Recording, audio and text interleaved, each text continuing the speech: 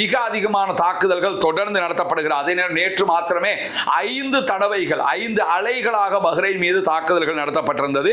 அதே நேரத்தில் இன்றைக்கு ஈரான் விடுத்திருக்கக்கூடிய அறிவிப்பில் அமெரிக்காவுடைய MQ-9 வகையான ஆளில்லா விமானம் ஒன்றை தாங்கள் சுட்டு வீழ்த்தி இருக்கிறோம் என்கிற செய்திகளை சொல்லியிருக்கிறார்கள். MQ-9 அமெரிக்காட்ட இருக்கக்கூடிய அதி உச்ச ரோந்து ஆளில்லா விமானம். ஈரான் தரப்புல ஈரானுடைய அதிபர் மசூத் பெசக்ஷியன் கையெழுத்திட்டு இருந்தார். அது தொடர்பாகத்தான் தற்போது முஜ்தபா காமனி சொல்லும் போது இந்த கையெழுத்து இனிமேல் செல்லாது என்று சொல்லுகிறார். இதை சொல்லுகிற நேரத்தில் அமெரிக்க அதிபர் டொனால்ட் ட்ரம்பை பெரும் ஷைத்தான் அப்படின்னு சொல்லி சுட்டிக்காட்டுகிறார் முஜ்தபா காமனி. சிரியாவுக்குள்ள இன்றைய நாள்ல இஸ்ரேலிய ஆக்கிரமிப்பு படைகள் நுழைந்திருக்கின்றன.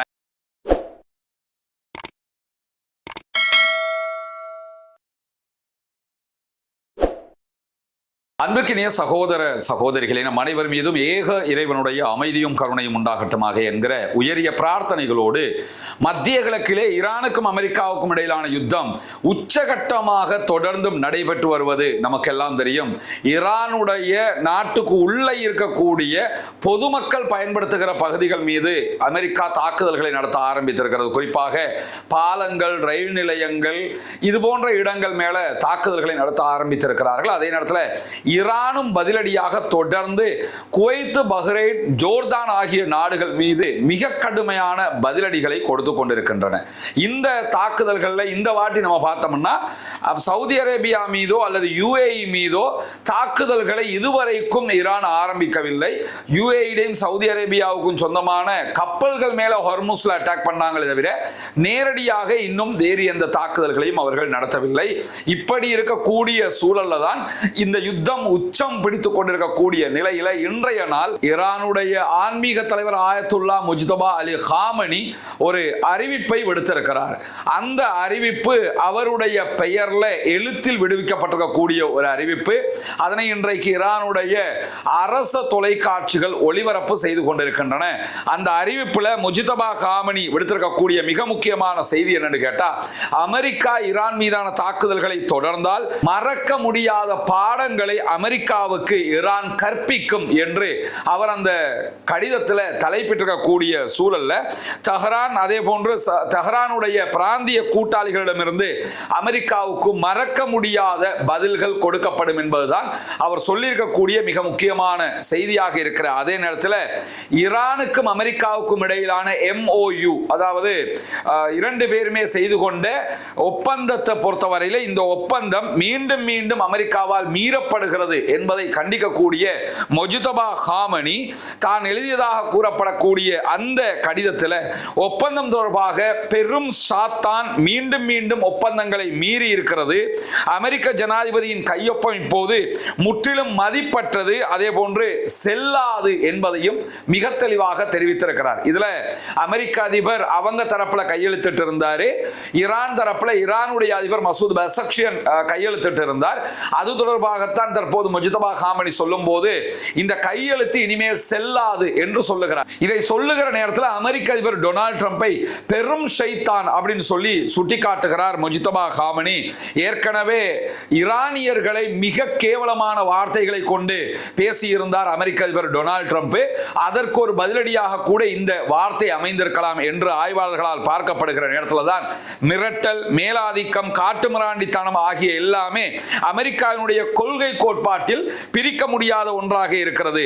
அனைவருக்கு மீண்டும் ஒரு முறை இவர்கள் மிரட்டுகிறவர்கள், அதே போன்று கொள்கை கோட்பாட்டிலேயே மேலாதிக்கத்தை வைத்துக் கொண்டிருப்பவர்கள் என்பதை நிரூபித்திருக்கிறார்கள் என்கிற செய்திகளையும் முஜ்தபா காமனி சொல்லியிருக்கிறார். அதே நேரத்தில் இப்பொழுது அமெரிக்காவினுடைய எதிரி யுத்தத்தை தூண்டி பெரிய இழப்புகளையும் அதே போன்ற அவமானங்களையும் சந்திப்பதற்கு முற்பட்டு கொண்டிருக்கிறார். ஏற்கனவே அவங்க பெரிய இழப்புகளை சந்திச்சிருக்கிறாங்க, இன்னும் இழப்புகளை சந்திப்பதற்கு தயாராக இருக்கிறார்கள். அன்புக்குரிய ஈரானிய மக்களும் ஈரானிய தேசமும் ஈரானுடைய எதிர்ப்பு முன்னணியும், அதாவது அமெரிக்காவை எதிர்த்து யுத்தம் செய்யக்கூடிய ஈரானுடைய ராணுவத்தை அவர் குறிப்பிடுகிற நேரத்தில் மறக்க முடியாத பாடங்களை நாம் அவர்களுக்கு கற்பித்துக் கொண்டிருக்கிறோம் என்பதை நீங்கள் உறுதியாக புரிந்து கொள்ள வேண்டும் என்று சொல்லக்கூடிய முஜ்தபா காமனி, அமெரிக்கா தன்னுடைய வஞ்சகம், பகுத்தறிவின்மை, நம்பகத்தன்மையின்மை, தீய குணம் ஆகியவற்றை தொடர்ந்து வெளிப்படுத்தி வருகிறது என்கிற மிக கடுமையான வார்த்தைகளை வார்த்தைகளை கொண்டு இன்றைக்கு தன்னுடைய கடிதத்தை எழுதியிருக்கிறார். அதே நேரம் பாபல் மந்தப் என்கிற யமனுடைய ஹூத்திகள் கட்டுப்பாட்டில் இருக்கக்கூடிய பகுதிகளில் தொடர்ந்து இதே நிலை நீடித்து வருமாக இருந்தால் ஈரானுக்கு ஆதரவாக ஹூத்திகள் பாபல் மந்தபை மூடுவார்கள் என்கிற செய்திகளும் இன்றைக்கும் உறுதிப்படுத்தப்பட்ட தரப்புகளில் இருந்து வெளியாகி இருப்பதை நம்ம பார்க்க முடிகிறது. எனவே பாபல் மந்தப் மூடப்படுமாக இருந்தால் அது இன்னும் கடுமையான ஒரு இறுக்கத்தை சர்வதேச நாடுகளுக்கு உண்டாக்கும். செங்கடல்ல பயணிக்கிற கப்பல்கள் பயணிக்க முடியாமல் போகிற போது சர்வதேச அளவில் எரிசக்தி தட்டுப்பாடு மிக பாரிய அளவில் ஏற்படும். இது சர்வதேச நாடுகளுக்கு மட்டுமல்ல அமெரிக்காவுக்கும் பெரிய அழுத்தமாக மாறப்போகிறது என்கிற நிலையில தான் இன்றைக்கும் ஜோர்டான், குவைத், பஹ்ரைன் ஆகிய பகுதிகளில் ஈரான் தாக்குதல்களை தொடர்ந்து கொண்டிருக்கிறது. அந்த அடிப்படையில் இன்றைய நாளில் தீவிரமான தாக்குதல்களை நடத்தி இருக்கிறோம் என்று சொல்லி IRGC விடுத்திருக்கக்கூடிய அறிவிப்பில் சொல்லி இருக்கிறார்கள். இந்த யுத்தத்தில் தங்களுடைய மூலோபாய தோல்விக்கு ராணுவ நடவடிக்கைகள் மூலம் ஈடு செய்வதற்கு அமெரிக்கா முயற்சி செய்து கொண்டிருக்கிறது. ஆனால் ஹார்முஸ் ஜலசந்தியை யுத்தத்திற்கு முந்தைய கட்டத்திற்கு கொண்டு வருவதற்கு தான் நாங்கள் சண்டையிடுகிறோம் என்று அமெரிக்கா சொன்னாலும் அதனை நாங்கள் விரும்பாத வரைக்கும் செய்ய முடியாது என்று அடித்து சொல்லி இருக்கிறது ஈரானுடைய IRGC படைப்பிரிவுகள். ஏன்னா நாங்க முடிவெடுத்தா மட்டும்தான் IRGC முடிவுதான் ஹார்முஸ் ஜலசந்தியை திறப்பதா இல்லையா என்பதற்கு முடிவாக அமையும் என்பதுதான் அவர்கள் சொல்லியிருக்கக்கூடிய திட்டவட்டமான வார்த்தையாக இருக்கக்கூடிய நேரத்தில் ஜோர்தானுடைய அகபா நகரத்தை நோக்கி ஈரான் தொடர்ந்து ஏவுகணை தாக்குதல்களை நடத்துகிறது என்கிற செய்திகள் வெளியாகி கொண்டிருக்கிறது. இன்றைக்கு இஸ்ரேல் விடுத்திருக்கக்கூடிய அறிவிப்பிலையும் ஜோர்தானுடைய அகபாவை நோக்கி ஈரான் தாக்குதல்களை நடத்துகிறது. இதனுடைய சிதிலங்கள் தாக்குதல் மூலமாக வெடித்து சிதறுகிற பகுதிகள் இஸ்ரேலுடைய எல்லைகளுக்குள்ளும் விழக்கூடும். எனவே அப்படியான நிலைகள் வந்தால் சைரன் ஒலி எழுப்பப்படுகிற போதே மக்கள் உடனடியாக நீங்க அண்டர் கிரவுண்டுக்கு போய் ஒளிச்சுக்கிறணும் அப்படின்னு சொல்லி இஸ்ரேல் தன்னுடைய பகுதியில் இருக்கக்கூடியவர்களுக்கு இந்த அறிவிப்பை விடுத்திருக்கக்கூடிய செய்திகள் வெளியாக இருக்கிற அதே நேரத்தில் ஜோர்டான் தலைநகர் அம்மான்லையும் இன்றைக்கு எச்சரிக்கை தாக்குதல்கள் நடத்தப்பட்டிருக்கிறது. ஈரானுடைய IRGC தொடர்ந்து ஜோர்தானுடைய பல பகுதிகளிலும் தாக்குதல்களை நடத்துகிற அந்த தொடர்ல தான் இன்றைக்கு அகபா, ஜோர்தானுடைய அம்மான் உள்ளிட்ட பகுதிகள் மேல தாக்குதல்களை நடத்தி கொண்டிருக்கிறது. அதே நேரத்தில் இன்றைக்கு ஜோர்தானுடைய விமானப்படை தளத்தின் மீது ஈரான் ஏவுகணை தாக்குதல்களை நடத்தி இருந்தது. அந்த தாக்குதல்களில் அமெரிக்காவினுடைய படையை சேர்ந்தவர்கள் கொல்லப்பட்டிருக்கிறார்கள். அந்த செய்திகளை ஈரானும் அறிவித்திருக்கிறது, ஜோர்தானும் ஒப்புக்கொண்டிருக்கிறது, அமெரிக்காவும் வெளிப்படையாகவே ஒப்புக்கொண்டிருக்கிறது. எங்களுடைய படையை சேர்ந்தவர்கள் கொல்லப்பட்டிருக்கிறார்கள் ஈரானுடைய அட்டாக்ல என்று சொல்லி இன்றைக்கு ஜோர்தானுடைய மோஃபாக் விமான தளத்தின் மீது தான் தாக்குதல்கள் நடத்தப்பட்டிருக்கு. இந்த விமான தளம் அமெரிக்கா பயன்படுத்துகிற விமான தளமாக இருக்கிறது. ஏவுகணைகள் தாக்கிய அந்த கணம், அந்த ஏவுகணைகள் தாக்குகிற வீடியோ இன்றைக்கு வெளியிடப்பட்டிருக்கிறது. அல் ஜசீரா அந்த வீடியோ காட்சிகளை வெளியிட்டிருக்கிறது. நம்முடைய வாட்ஸ்அப் சேனல் அதே போன்று டெலிகிராம் சேனல்ல அந்த வீடியோக்களை நம்ம பகிர்வோம், அதை நீங்க பார்த்துக்கொள்ள முடியும். இந்த அளவுக்கு தொடர்ந்து ஜோர்தான் மேல தாக்குதல்களை இன்றைக்கும் நடத்தி இருக்கிறது ஈரான் என்கிற நிலையில தான் பஹ்ரைன் முழுவதும் இன்றைக்கு சைரன் ஒலி எழுப்பப்பட்டு கொண்டிருக்கு. பஹ்ரைன்ங்கிறது ஒரு சின்ன கண்ட்ரி, நமக்கு தெரியும். அந்த கண்ட்ரியில் இருக்கக்கூடிய அமெரிக்காவினுடைய தளங்கள் மேல மிக பாரிய அளவில் தாக்குதல்களை தொடர்ந்து ஈரான் நடத்தி வருகிறது. ஈரான் வளைகுடா அண்டை நாடுகள் மீது ஏவுகணைகள் அதே போன்ற ஆளில்லா விமான தாக்குதல்கள் தான் தொடர்ந்து நடத்தி வர்றதுனால பஹ்ரைன் மிக கடுமையான ஒரு இக்கட்டான சூழலை சந்தித்து வருகிறது. ஏன்னா இந்த வாட்டி பஹ்ரைன் மேலதான் மிக அதிகமான தாக்குதல்கள் தொடர்ந்து நடத்தப்படுகிறது. அதே நேரம் நேற்று மாத்திரமே 5 தடவைகள் 5 அலைகளாக பஹ்ரைன் மீது தாக்குதல்கள் நடத்தப்பட்டிருந்தது. அதே நேரத்தில் இன்றைக்கு ஈரான் விடுத்திருக்கக்கூடிய அறிவிப்பில் அமெரிக்காவுடைய MQ-9 வகையான ஆளில்லா விமானம் ஒன்றை தாங்கள் சுட்டு வீழ்த்தி இருக்கிறோம் என்கிற செய்திகளை சொல்லி இருக்கிறார்கள்.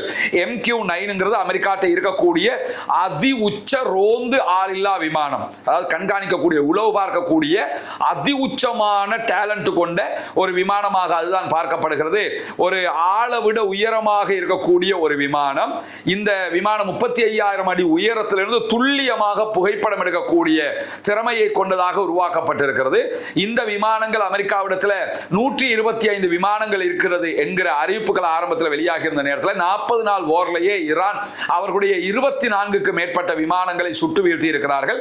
தற்போது மீண்டும் அவர்களுடைய MQ-9 வகையான விமானங்களை சுட்டு வீழ்த்துகிற வேலைகளை தொடர்ந்து ஈரான் செய்து வரக்கூடிய நிலையில தான் ஈரானிய ஏவுகணைகளையும் ஆளில்லா விமானங்களையும் நாங்கள் இடைமறித்துக் கொண்டிருக்கிறோம் என்று குவைத் அறிவிப்புகளை விடுத்திருக்கிறார்கள். ஆனால் குவைத் அறிவிப்புகளை விடுத்தாலும் குவைத்தில் இன்றைக்கு நேரடியாகவே பல இடங்களில் ஈரானுடைய அட்டாக் நடந்த காட்சிகளும் வீடியோக்களும் வெளியாகி வருவதை நீங்க பார்க்க முடியும்.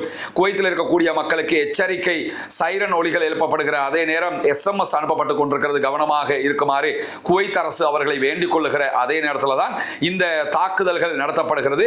குவைத் மேல இன்றைக்கும் குவைத்தினுடைய கடல் நீரை நன்னீராக மாற்றுகிற சுத்திகரிப்பு நிலையத்தின் மீது ஈரான் தாக்குதல்களை நடத்தி இருக்கிறது. ஆல்ரெடி அவங்க 2 நிலையத்தின் மேல தாக்குதல் நடத்தியிருக்கிறாங்க. தாக்குதலுக்குள்ளான ஒரு நிலையத்தின் மேல தான் 2வது தடவையாக இன்றைக்கும் தாக்குதல் நடத்தப்பட்டிருக்கிறது. இதற்கு ஈரான் ஒரு விளக்கம் சொல்லியிருக்கிறாங்க. என்னன்னா, இந்த குடிநீர் சுத்திகரிப்பு நிலையத்தினால் குவைத்தினுடைய பொதுமக்கள் பயனடைவதில்லை, இந்த சுத்திகரிப்பு நிலையம் முழுவதுமாக அமெரிக்கர்கள் பயன்படுத்துகிற நிலையமாக இருக்கிறதுனால தான் இவற்றின் மீது தாக்குதல்களை நடத்தி இருக்கிறோம் என்கிற செய்திகளையும் அவர்கள் சொல்லி இருக்கிறார்கள். அது மட்டுமல்லாமல் குவைத்தில் இருக்கக்கூடிய 2 அமெரிக்க தளங்கள் மீது ஆளில்லா விமான தாக்குதல்களை நடத்தி இருப்பதாக ஈரான் உரிமை கோரி இருக்கிறது. குவைத்தில் இருக்கக்கூடிய அமெரிக்காவினுடைய தளங்கள் மீது பாரிய அளவிலான தாக்குதல்களாக இந்த தாக்குதல்களை தாங்கள் நடத்தி இருப்பதாகவும், அல் அதீரி படை முகாமில் இருக்கக்கூடிய வெடிமருந்து கிடங்கின் மீது தாக்குதல்களை நடத்தி இருக்கிறோம் என்றும் ஈரான் உரிமை கோரி இருக்கிறது. அதே போன்று அலி அல் ஷலேம் விமான தளத்தின் மீது இருக்கக்கூடிய அமெரிக்காவினுடைய பேட்ரியாட், அதாவது ஏவுகணை தடுப்பு மையத்தின் மீது தாக்குதல்களை நடத்தி அதில் வான் பாதுகாப்பு ரேடார்களை அளித்திருக்கிறோம் என்கிற செய்திகளையும் இன்றைக்கு வெளியிட்டிருப்பதை நம்ம பார்க்க முடியும். எனவே தொடர்ந்து குவைத், பஹ்ரைன், ஜோர்டான் மேல இப்படியான தாக்குதல்களை நடத்தி வருகிறது ஈரான். ஈரான்ல இன்றைக்கு அமெரிக்கா நடத்தி இருக்கக்கூடிய தாக்குதல்கள்ல டார்கோவின் அணுமின் நிலையத்தின் மீது இன்றைக்கு அமெரிக்கா தாக்குதல்களை நடத்தி இருக்கிறது. இந்த டார்கோவின் அணுமின் நிலையத்தை பொறுத்தவரையில இது தற்போதுதான் ஆரம்ப கட்ட கட்டுமான பணிகளில் இருக்கிறது.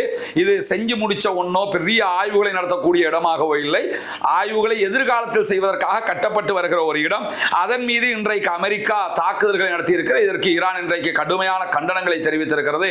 ஈரானுடைய சொத்துக்கள் மீது தாக்குதல் நடத்துவது, குறிப்பாக ஈரானுடைய தொழில்நுட்பங்கள், ஈரானுடைய அறிவின் மீது தாக்குதல் நடத்துவதற்கு சமானமானது என்று கடுமையான எச்சரிக்கைகளை விடுத்திருப்பதை நம்ம பார்க்க முடிகிற அதே நேரத்தில் அமெரிக்காவினுடைய ஆளில்லா விமானத்தை அளித்ததாக ஈரான் இன்றைக்கு பின்னேரங்களில் இன்னும் ஒரு செய்தியையும் விடுத்திருக்கிறது. இது அமெரிக்காவின் லூகாஸ் வகையான ஆளில்லா விமானங்கள். இந்த விமானங்களையும் இன்றைக்கு சுட்டு வீழ்த்தி இருக்கிறோம் என்கிற செய்திகளை ஈரான் விடுத்திருப்பதை நம்ம பார்க்க முடியும். எனவே ஈரான் தொடர்ந்து அமெரிக்காவுக்கு அவர்கள் அடிக்கிற ஒவ்வொரு அடிக்கும் பதிலடியை உக்கிரமாக கொடுப்பதை நம்ம பார்க்க முடியும். ஈரானுக்குள்ள பாதிப்புகள் உண்டாகிறது. ஈரான்ல பொதுமக்கள் இருக்கக்கூடிய இடங்களுக்கு அமெரிக்கா தாக்குதல் நடத்துறாங்க. இதெல்லாம் அமெரிக்காவுக்கு செய்ய முடியுமே தவிர ஈரானை வீழ்த்துவது அசாத்தியமானது என்பதை அமெரிக்கா புரிந்து கொண்ட காரணத்தினால தான் வேற வழி இல்லாம இப்ப சண்டை பிடிச்சுக்கிட்டு இருக்கிறாங்கிறத நம்ம புரிஞ்சுக்கிறோம். அதே நேரம் இன்றைக்கு இன்னும் ஒரு முக்கியமான செய்தி வெளியாகி இருக்கிறது. சிரியாவுக்குள்ள இன்றைய நாள்ல இஸ்ரேலிய ஆக்கிரமிப்பு படைகள் நுழைந்திருக்கின்றன. சிரியாவினுடைய எல்லைகளை இஸ்ரேல் கைப்பற்றி வைத்திருக்கிறது. பஷர் அல் அசாதினுடைய ஆட்சி விழுந்ததோட உள்ள நுழைஞ்ச இஸ்ரேலுடைய படைகள் பல பகுதிகளை கைப்பற்றி இருந்தார்கள். இப்பொழுது சிரியாவினுடைய ஆட்சியாளராக தற்போது ஆட்சியை கைப்பற்றி இருக்கக்கூடிய அகமது அல் ஷாராவை பொறுத்தவரை அவர் இஸ்ரேலுக்கு எதிராக இதுவரைக்கும் ஒரு கண்டன அறிக்கை கூட வெளியிடல. இப்பொழுதும் சிரியாவுக்குள்ள நுழைஞ்சு சிரியாவினுடைய பகுதிகளை இஸ்ரேல் கைப்பற்றி இருக்கிறது. அப்படி கைப்பற்றி இருக்கக்கூடிய செய்திகளை சிரியாவினுடைய அரச தொலைக்காட்சி சனாவே வெளியிட்டிருக்கக்கூடிய நிலையிலையும் சிரியாவினுடைய அதிபர் இது தொடர்பாக வாய் திறக்காமல் இருக்கிறார். சிரியாவை நீங்க என்ன பண்ணாலும் பரவாயில்லை, நான் ஜனாதிபதியாக இருந்துகிட்டு போறேன்ங்கிற விதமாக அவருடைய நடவடிக்கைகள் இருக்கக்கூடியதை நம்ம பார்க்க முடிகிற அதே நேரத்தில் ஹொர்முஸ் நீர்நிலை என்பது ரொம்ப பதட்டமாக இருப்பது நமக்கு தெரியும். அதுல பிசினஸ் பண்ண முடியாத அளவுக்கு ஹொர்முஸை முழுவதுமாக அடக்கி ஆண்டு கொண்டிருக்கிறது ஈரான். இந்த நிலையில ஹொர்முஸுக்கு பதிலாக மாற்று விஷயங்களை தேடுவதற்கு பல நாடுகள் முயற்சிக்கின்றன. UAE ஒரு பெரிய பைப்லைனை செய்யறதுக்கான ஏற்பாடுகள், அதை முடிக்கிறதுக்கான ஏற்பாடுகள் இருக்கிறாங்க. அதே மாதிரி சவுதி அரேபியா ஆல்ரெடி அதை பண்ணி வச்சிருக்கிறாங்க. சவுதி அரேபியா மற்ற துறைமுகங்களையும் பயன்படுத்துறதுனால அவங்களுக்கு பெரிய இழப்புகள் ஹொர்முஸ் வழியாக வருவதற்கு வாய்ப்பில்லை. இதே நேரம் ஈராக்கை பொறுத்தவரையில ஈராக்குக்கு பெரிய இழப்பாக இது மாறுகிறது. ஈராக்கில் இருந்து எண்ணெய்களை முழுவதுமாக டிஸ்ட்ரிபியூட் பண்றது, பிசினஸ் பண்ணி லாபத்தை ஈட்டுறது எல்லாமே அமெரிக்கா தான். ஈராக்கில் ஒரு அரசாங்கம் இருக்குது, அதெல்லாம் இருக்குது.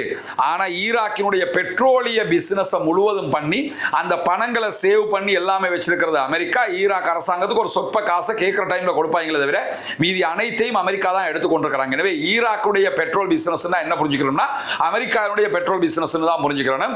ஒபெக் நாடுகள்ல ஈராக் ஒரு முக்கியமான நாடு, பெட்ரோலிய உற்பத்தி செய்யக்கூடிய நாடுகள்ல இரண்டாவது அதிகமான பெட்ரோலை உற்பத்தி செய்யக்கூடியது ஈராக் தான். அதனாலதான் சதாமை அழிச்சிட்டு அந்த நாட்டை போய் பிடிச்சாங்க. அந்த ஈராக்ல இருந்து தற்போது ஹொர்முஸ் வழியாக வியாபாரம் செய்வதற்கு சிக்கல் இருக்கிற காரணத்தினால இப்பொழுது ஈராக் ஒரு புதிய திட்டத்தை கொண்டு வர்றாங்க. என்னன்னு கேட்டா ஈராக்ல இருந்து துருக்கி வழியாக ஒரு பைப் லைனை செய்யறதுக்கான முயற்சிகள் செய்யப்பட்டு வருகிறது. அதனூடாக பாரிய அளவில் எண்ணெய் ஏற்றுமதி செய்வதற்கான திட்டத்தை முன்மொழிந்திருக்கிறார்கள். குறிப்பாக ஈராக்கினுடைய பஸ்ராவில் இருந்து கிர்குக் வரையில இந்த பணியை முன்னெடுப்பதற்கான ஏற்பாடுகள், அங்கிருந்து துருக்கியினுடைய ஷஹான் துறைமுகம், அதே போன்று சிரியாவினுடைய பனியாஸ் வரைக்கும் இந்த பைப்லைன் திட்டத்தை கொண்டு போவதுதான் ஈராக்கினுடைய திட்டம் என்று சொல்லி தற்போது அறிவிக்கப்பட்டிருக்கு. இதுல ஒன்றை கவனிச்சுக்கணும் என்னன்னு கேட்டா, என்ன பைப்லைன் திட்டத்தை உண்டாக்கினாலும் இது எல்லாமே ஈரானுடைய ஏவுகணை எல்லைக்குள்ளதான் இருக்கிற காரணத்தினால ஈரான் ஹொர்முஸ்ல மட்டும்தான் தாக்குதல் நடத்தும் அர்த்தம் இல்லை. தேவைப்பட்டா இந்த எல்லா பைப்லைனையும் கூட ஈரானால அடிக்க முடியும். ஹொர்முஸை மூடி வச்சிருக்கிறாங்கிறதுனால பைப்லைன் சிஸ்டம் கொண்டு வருவோம் என்று சொல்லி போறாங்களே தவிர ஈரான் நினைத்தால் அவற்றையும் அழிக்க முடியும். அழிக்கிற எல்லைக்குள் தான் இவைகள் இருக்கின்றன என்பதையும் நம்ம புரிந்து கொள்ள வேண்டும். இன்றைக்கு இடம்பெற்றிருக்கக்கூடிய தாக்குதல்கள், அதையொட்டிய பல செய்திகளைத்தான் நாம் இன்றைய வீடியோவில் பார்த்திருக்கோம். தொடர்ந்து இணைந்தீர்கள் ரஸ்மின் வயசு நியூஸ் மற்றும் ரஸ்மின் டாக்ஸ் ஆகிய 2 சேனல்களோடு வரக்கூடிய உண்மை செய்திகளை உடனுக்குடன் உங்களோடு பகிர்ந்து கொள்வதற்கு தயாராக இருக்கிறோம். ஆக்கிரமிப்புகள் ஓய வேண்டும், ஆக்கிரமிப்பாளர்களும் ஓய வேண்டும் என்கிற உயரிய பிரார்த்தனைகளோடு ஆக்கிரமிப்பாளர்களுக்கு எதிராக தொடர்ந்தும் ஜனநாயக ரீதியாக குரல் எழுப்புவோமாக. வாஹதா அல்ஹம்துலில்லாஹி ரப்பில் ஆலமீன்.